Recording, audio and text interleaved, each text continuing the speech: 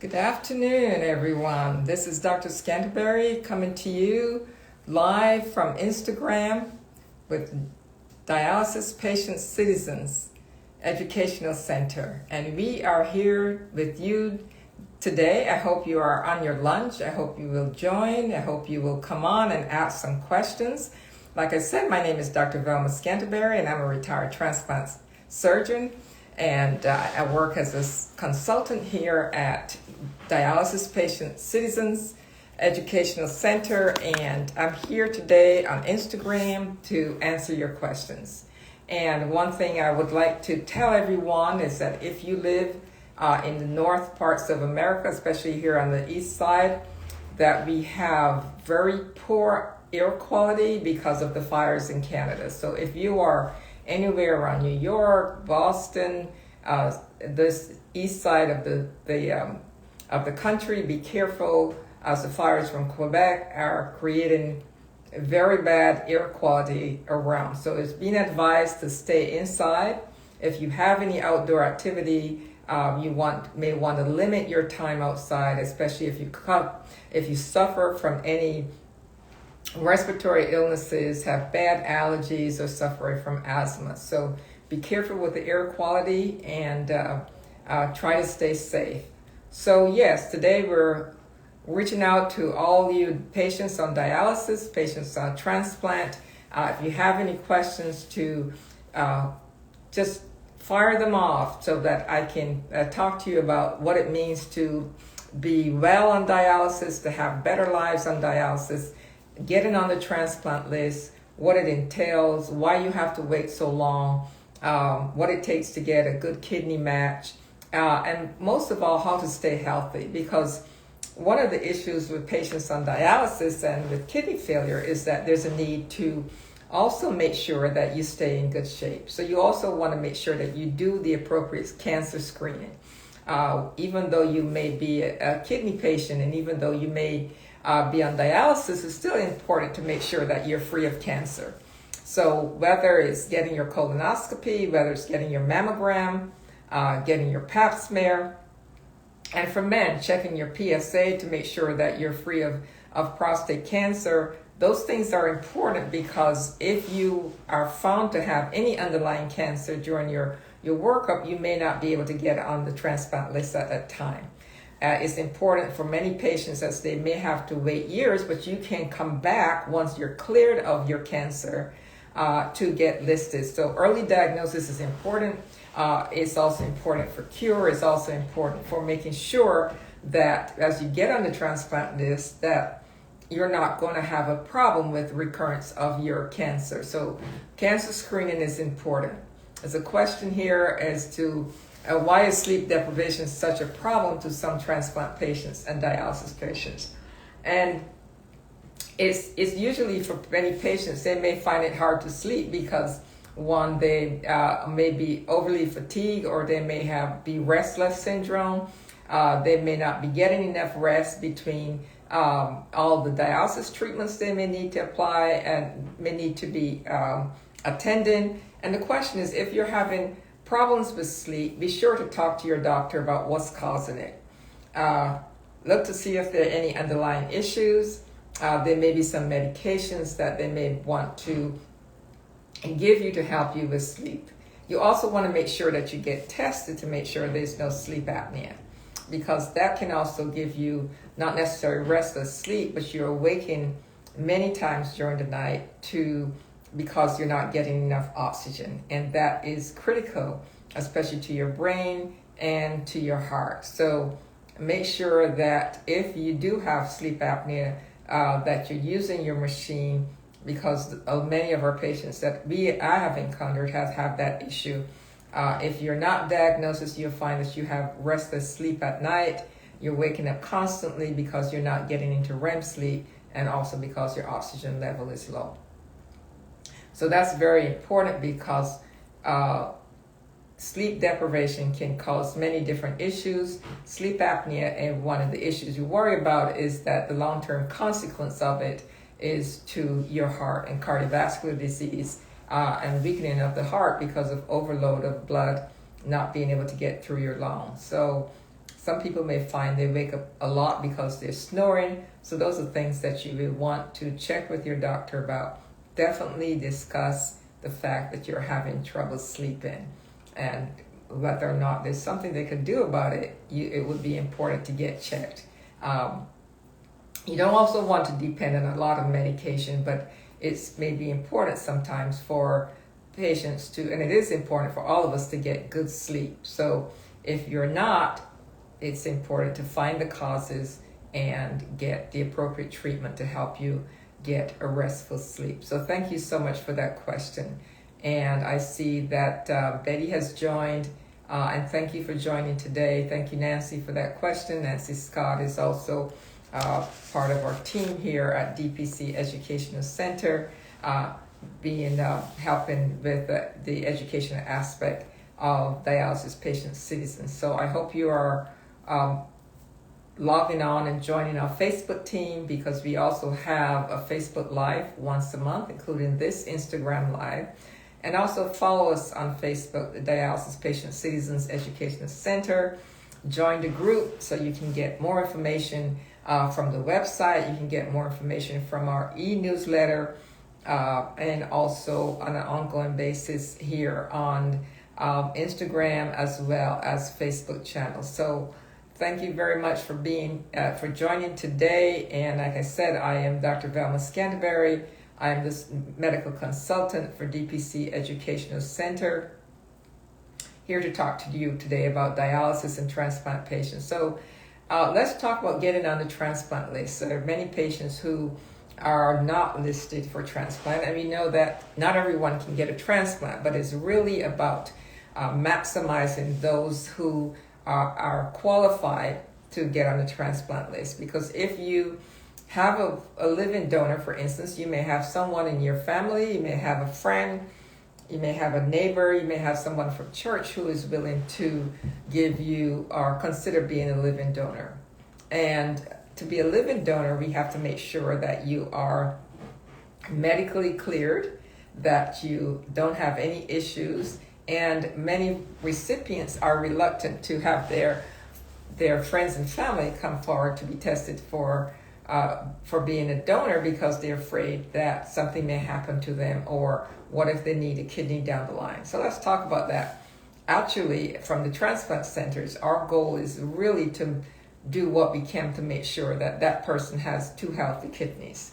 And if they're given one, that kidney that's remaining is going to be appropriate enough to sustain that patient. So if you find that the kidney function is not adequate, then they're not going to be a donor. That remaining kidney has to, based on the nephrologist's predictions, be able to serve them for the rest of their life after donated. And the first thing also is to make sure they have 2 kidneys and that they're able to give up one.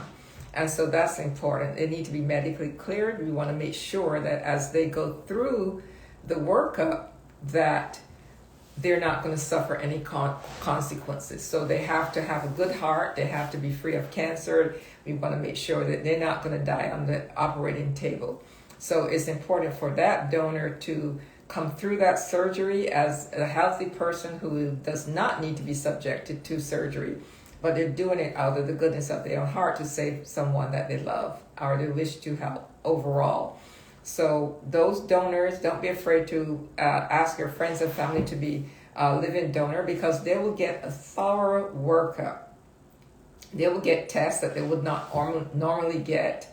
And even if they're not suitable for donation, they would now be given advice in how to get on the healthy track. So that's important for them, as many patients learn about underlying issues. They learn that they need to have their heart fixed. They learn that they may have other medical problems that were undiagnosed before they were evaluated to be a living donor. So that also is something we do, and it's to no expense to that person. But it is important to have a primary physician for all of us, even if you're in dialysis, if you are a kidney patient, if you are healthy otherwise. We all need to have a primary physician who will monitor us, make sure we get the appropriate labs, make sure we get our cancer screening, make sure we do all the preventive care that is necessary to help us live long, healthy lives. And part of that is getting labs routinely. As dialysis patients, you get labs on a regular basis to make sure your potassium is good and that your hemoglobin is fine. And even after you get a transplant, it's important to make sure that you get labs on a regular basis. Early on, it's about making sure that the kidney is functioning well, that you are on the right and correct dose of the immunosuppressive medications that you're taking. Those are the anti-rejection medicines, and to make sure that those medicines are at appropriate levels in your body, but also make sure everything else is working well. Make sure that you're not having side effects of some of the medications. Making sure your liver function is good. Making sure that even though you have a transplant, that your cholesterol is not going out of whack, because now that you have a transplant, you're beginning to eat things that you were not able to eat before, and then suddenly your cholesterol is sky high. So controlling your blood pressure, making sure, checking cardiovascular disease, checking your liver enzymes. And so labs are important to monitor your kidney function, because even after transplant, your body will still be able to recognize that kidney as foreign. And so you can have rejection and not know your kidney is rejecting. And so it's important to get labs to see what your kidney function is doing. Are you getting more protein in your urine? Is the creatinine rising? Do you need a biopsy of your kidney? Because you have to remember that your body is always going to see that kidney as something foreign. And the reason for the anti-rejection medicine is to be able to prevent your body from recognizing that kidney as foreign and attacking it. So that's essential. So monitoring that anti-rejection medicine, making sure we're not giving you too much, because if you have too much of those medications, it will prevent your body from responding, and so you may more likely get more infections. So we don't want that, but we also don't want too little of that medication. So it's important to monitor the level, because if you don't have enough of that anti-rejection medicine in your body, then it leaves your body's immune system open to attacking that kidney. It's almost like now your kidney is uncloaked. If you ever watch Star Trek, you uncloak your kidney and your immune system can then recognize that kidney and attack it. So having ongoing labs and monitoring what's happening to your kidney function is important. And so after transplant, yes, you will need to have that lab work. The further out you go from your transplant, the longer that interval can be. So initially you may get it every few weeks, then you may get it once a month, from every other week to once a month to every other month, and for some patients as much as every 3 months. But you don't want to go too far beyond every 3 months in terms of getting your lab work. And so as you get further on, you become more stable. But transplant patients as well as dialysis patients are still considered immunocompromised. And so it puts you at greater risk for infections. And, we know that during the COVID pandemic, it was important to get vaccinated. We know that it also continues to be important to make sure that you're up to date with your vaccines. I know a lot of people got their first series and felt that, okay, now I'm protected. But remember, the COVID virus that was around last year, 2021, is not the same one that's currently in vogue. And so vaccines are updated in order to deal with protection against the strain of the virus that's prominent. We had Omicron, and then we have the B4-5, and so we have different strains of the virus, and so the vaccines are now altered to make sure they offer protection against the current strain of COVID, which is why we no longer need the series that you got in the beginning, where you had to get one and then get a second dose and then follow with the boosters. Those vaccines are no longer effective against the current COVID strains that are around. So certainly you are still at risk if you are immunocompromised. You're still at risk if you are a kidney dialysis patient, as you have. So we know the risk factors of diabetes, hypertension, heart disease, people who are immunocompromised, transplant, HIV, as well as dialysis patients. We know that COVID affected many patients who have these comorbidities. And while we are now gone from a pandemic to an endemic, it's important to remember that you still need to get protected. So if you had your vaccine in 2022, that vaccine is probably no longer protecting you with the current. And so after 4 or 5 months, your antibody level from that vaccine has already waned.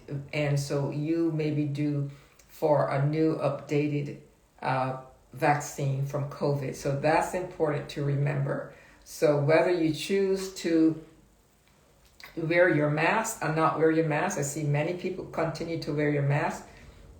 And considering the allergy season and the amount of pollen that's out there, and now with the air quality being not very good, it's probably a good option to wear your mask because it protects you in so many different ways. So if you are over 65, you are now able to get that updated COVID vaccine, and especially if you're immunocompromised, you can get that COVID vaccine, that updated version. So there are many of the drugstores, whether it's Walgreens, CVS, or even Walmart, you are able to do that. So it's important to know that. Question there is it safe for new transplant patients to have visitors at home?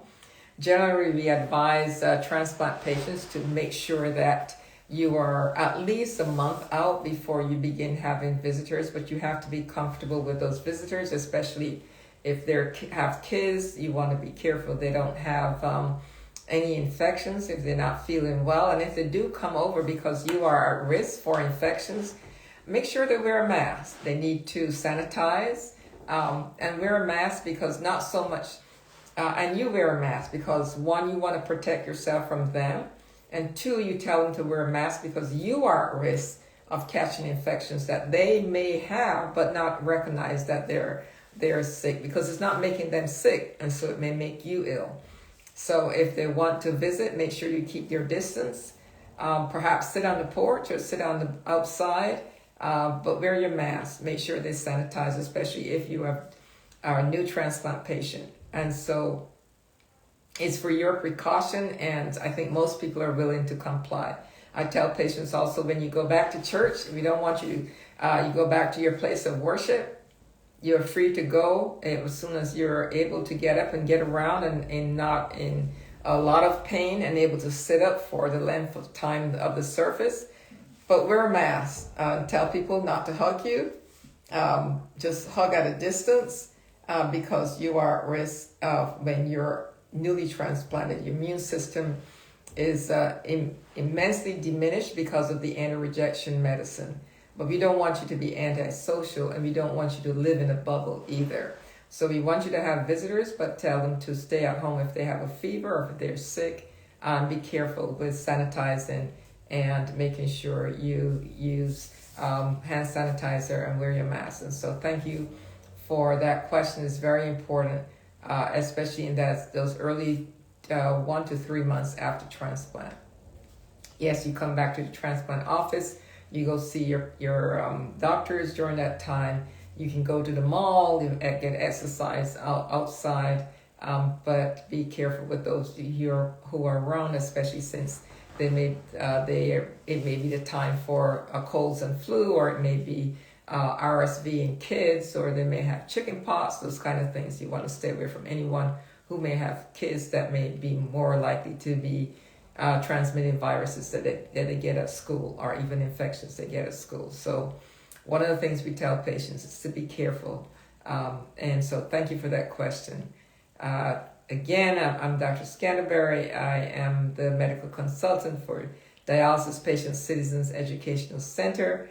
And we are here talking about the issues surrounding our transplant patients and dialysis patients, about staying healthy, getting your annual checkups, making sure you do your cancer screen, And as we go into the summer and it begins to get warmer, for those of you on dialysis, try to be careful about your fluid intake, because you know that you will, the warmer it gets, the more likely it is for you to get thirsty and to drink more, but you want to be careful with your fluid intake. You want to make sure that you're not going to overload your system, especially if you are not making urine, because everything you take in is going to add to that extra weight that you gain at your next dialysis treatment.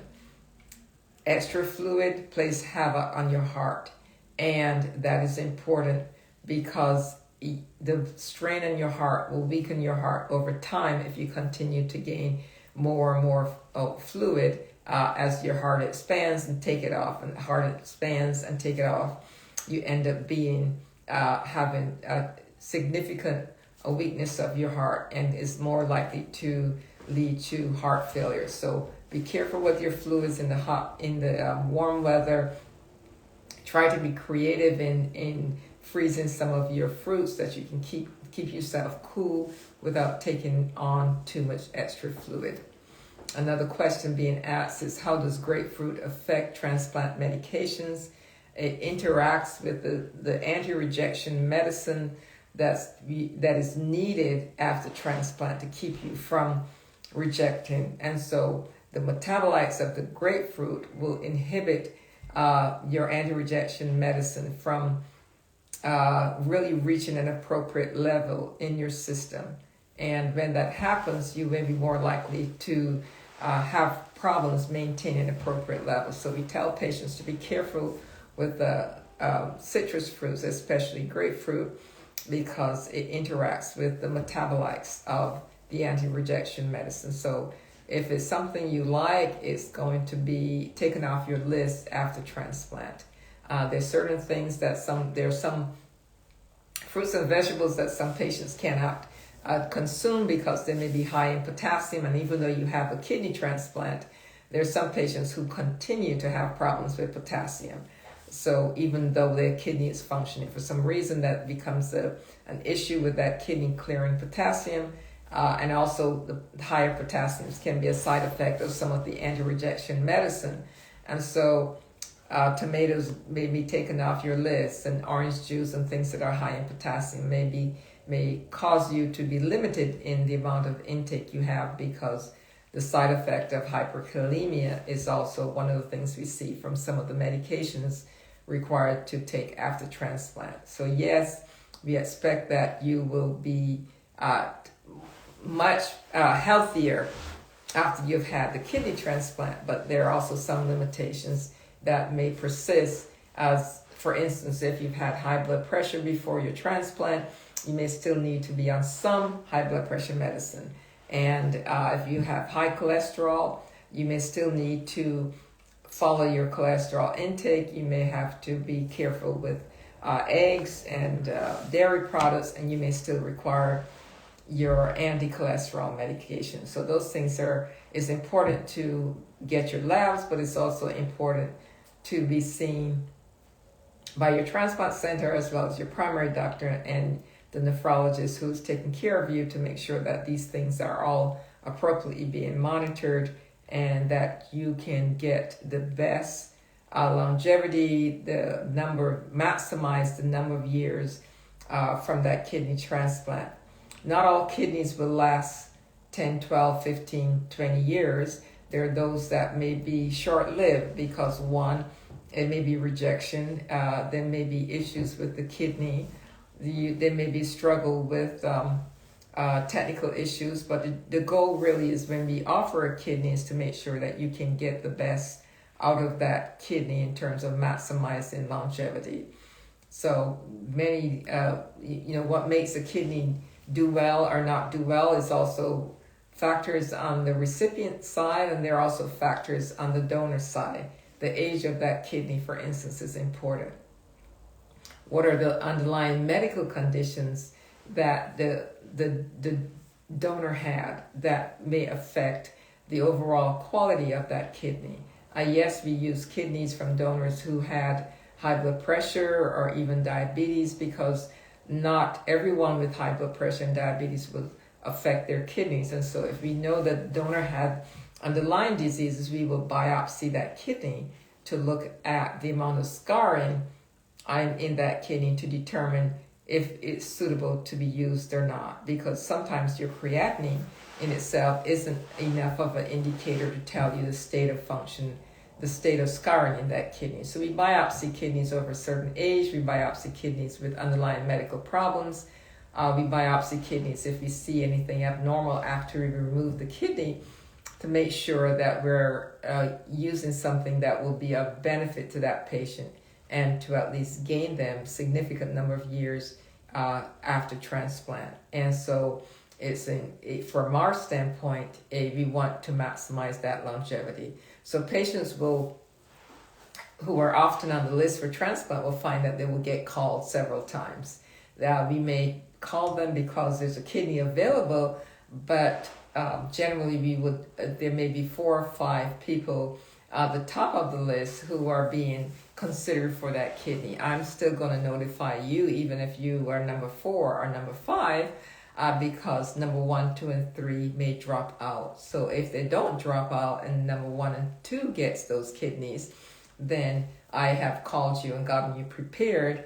But unfortunately, it didn't come down the line to you. And the next time around, it may be a different combination of genes, and you may be number 10 and number 11 as opposed to 4 and 5. So the donor genetics is matched against those on the list, and so it may vary from each donor to each donor. So you may get called to be prepared to stand by if you are in the top 10. But sometimes it falls that some patients may be on the list when they have been transplanted a few days ago, and suddenly you are now getting called to come in for a transplant. So your state at which you are, if we call you and you're ill and cannot be transplanted, then it will go down to the next person.